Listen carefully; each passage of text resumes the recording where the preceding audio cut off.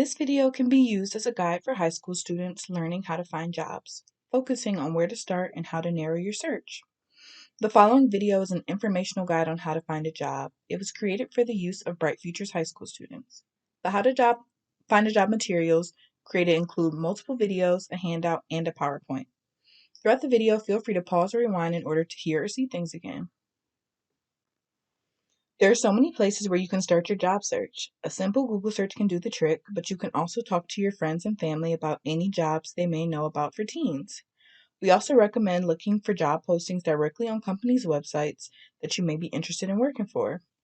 But you can also always go in and introduce yourself in person. Just so you can see it done, I'm going to do a quick tutorial about how to find jobs using Google Chrome. First, you're going to want to go to the Google search bar where I am now and first type in your desired job title with a desired location. For this example, I'm going to use sporting goods jobs in Canton.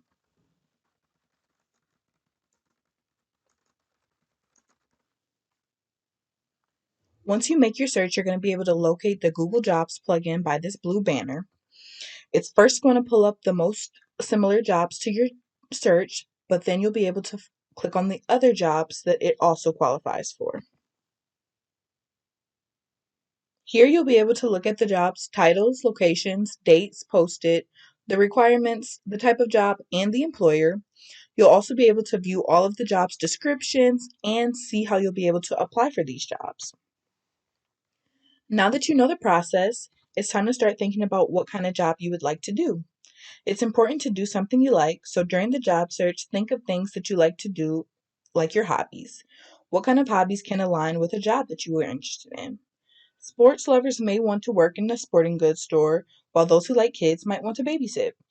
Don't be afraid to be picky. You should like what you do. Now that you know about the initial process of the job search, you can move on to other aspects like values and how to stand out from the crowd when applying.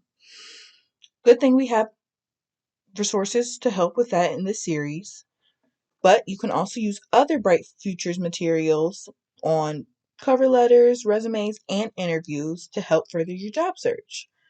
Good luck and thank you for watching.